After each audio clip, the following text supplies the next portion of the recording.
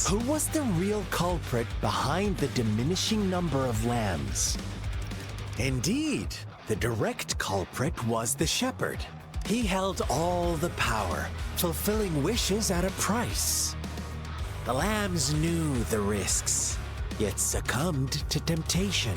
Unfortunately, in the face of such temptation, they disregarded all the hidden risks. If they were given another chance, I believe they would still choose the same path. Inevitably, they accepted their fate and paid the price when their time came. Now, my second question. What price did the lambs pay for their wishes? Of course, as always, life was the most valuable thing they had to offer. Here's my final question. Don't rush. What is the truth you've uncovered? The shepherd was granting wishes by sacrificing the lives of lambs. The flock found out the truth, but chose to be his accomplices, and they willingly offered the black lamb as another sacrifice. That's right! Crazy. Little lambs cowered and huddled in their village, terrified of the relentless wolf packs. Until a shepherd arrived, bearing the gift of wishes and providing shelter and sustenance. Hey girl, what are you doing? Slowly, the shepherd gained control over the flock, and the lambs lived contented lives. But this is not the end of our story.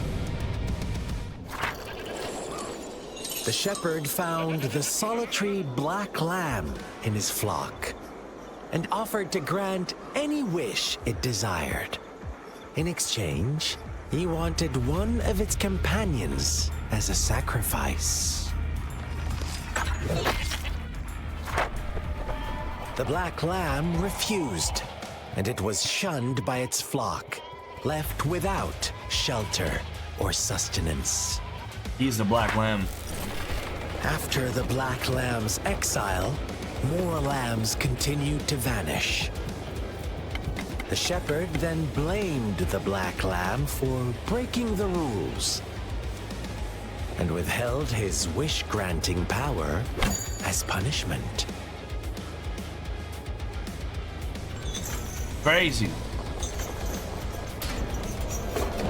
From the very beginning, the lambs knew the risk of making wishes.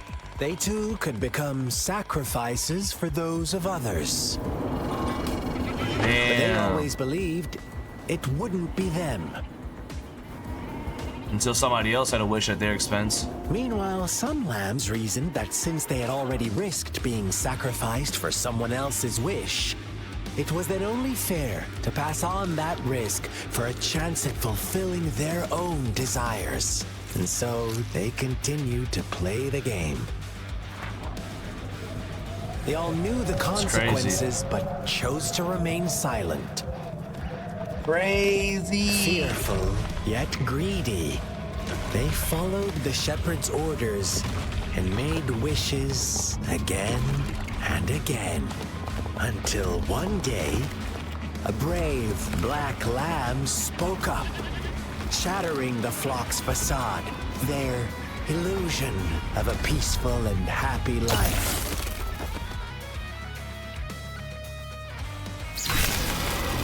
The black lamb got in their way, and that of the shepherd's greedy pursuit, sparking hatred in their hearts. Shit got dark as hell. Suddenly, they could no longer ignore the blood and ashes of past sacrifices littering the ground. Story is crazy. How do you like my story, Rover? I hate it. What really happened here? I suppose you are the black lamb who rebelled against the rules, the innocent maiden sacrificed, and the villagers who they had it coming. All the shepherd had to do was execute the rebel. That's how he kept the flock in check and maintained the status quo. Fun answer, but no. Not even close. Oh. I was never the shepherd. Never will be. You and I, we are the black lamb. the one who breaks the rules.